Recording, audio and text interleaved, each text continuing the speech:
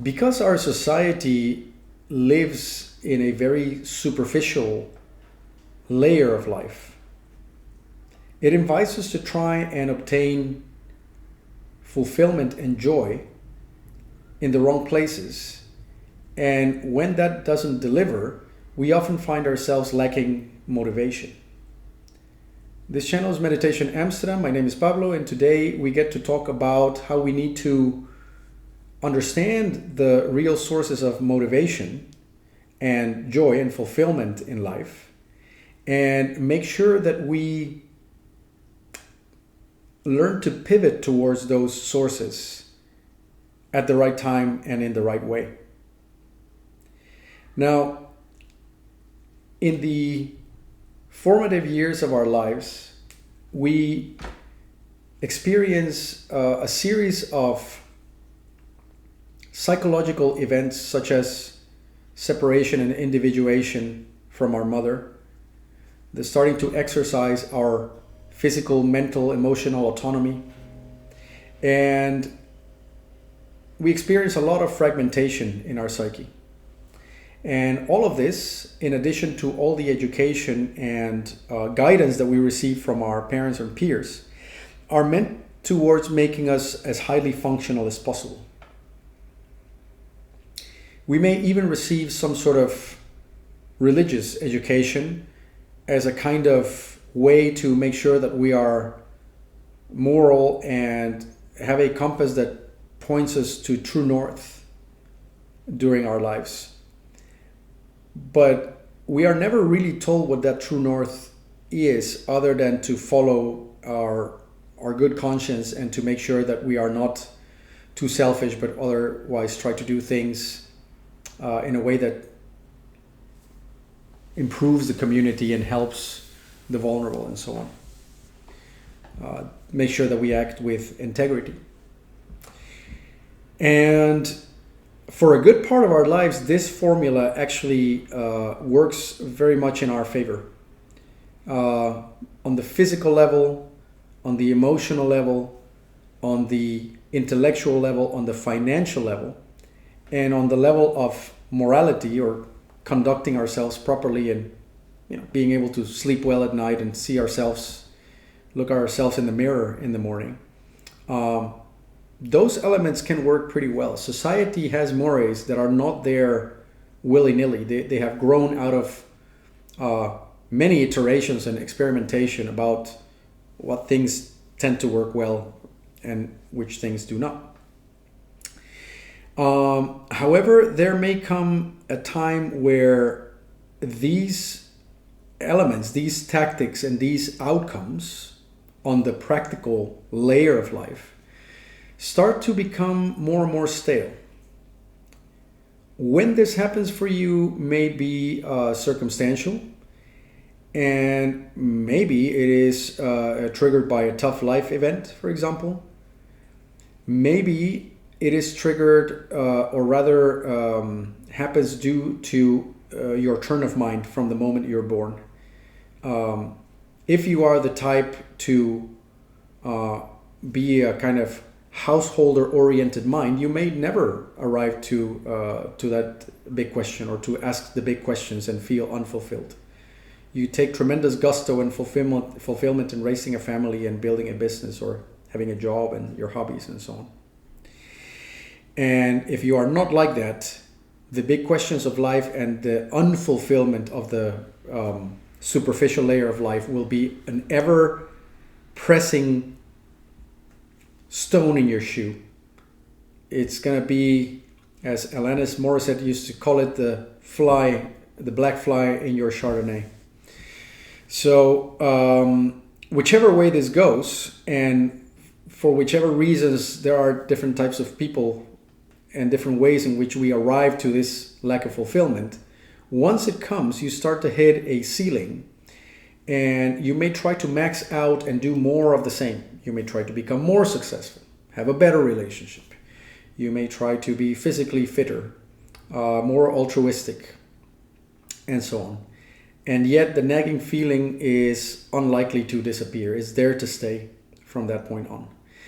And at that moment, we need to do a very difficult and yet all important pivot in our lives, which is to understand that tools of comfort, survival, and even thriving are not tools of ultimate fulfillment and self-discovery.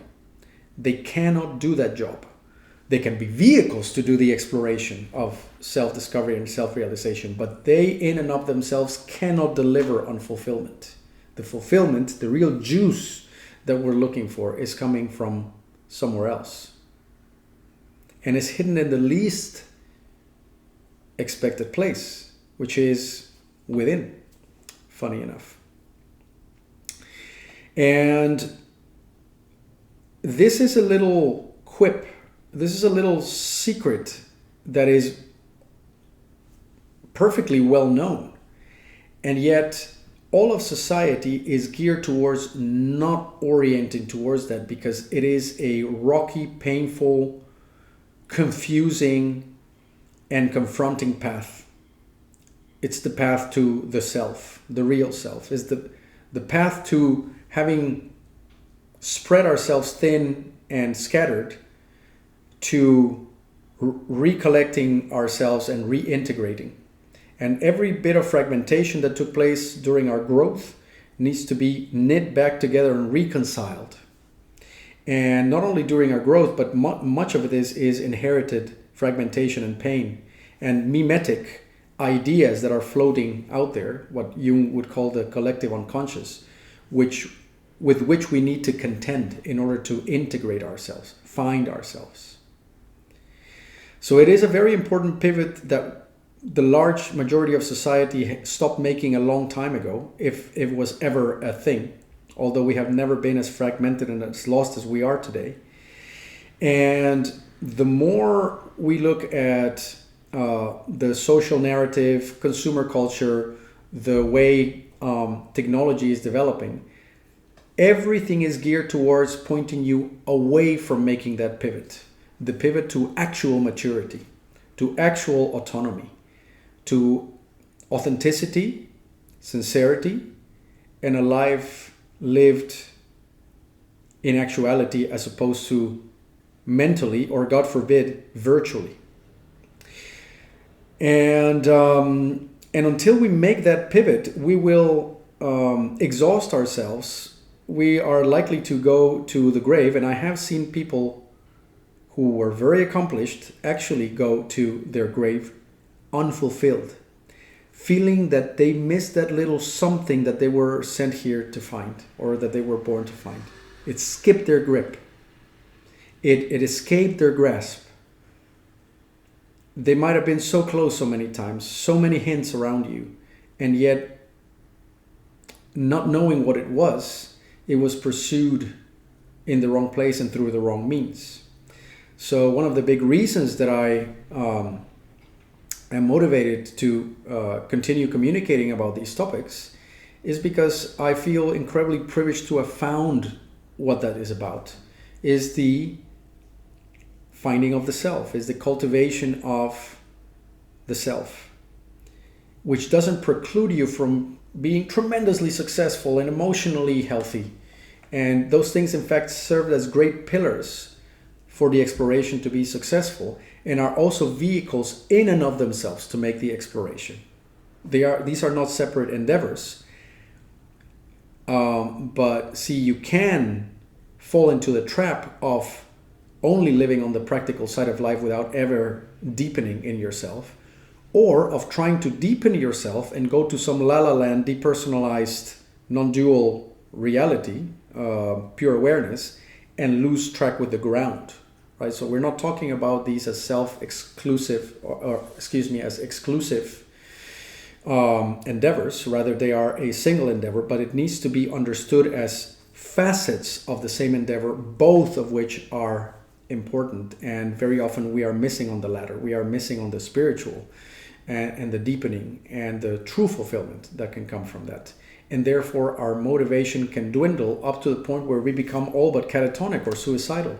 I've been lucky never to have gone down that rabbit hole in my psyche. But very often I had suffered from just an utter why the hell should I bother, right? Like, what is the point? And until you come to understand that remembering yourself is the point, and it's quite a task, it's quite an endeavor, but it's so much worth doing. And as usual, this is an invitation to embark in trauma resolution and the methods for self-cultivation that will grant you that. I'm very curious about your thoughts on the topic, so do share them in the comment section. And as usual, if you believe that these talks are handy for others to listen, then your liking, sharing, and subscribing makes the channel far more visible, makes me very motivated. And as usual, I'll be back with more videos soon. Until then, cheerio. Bye-bye.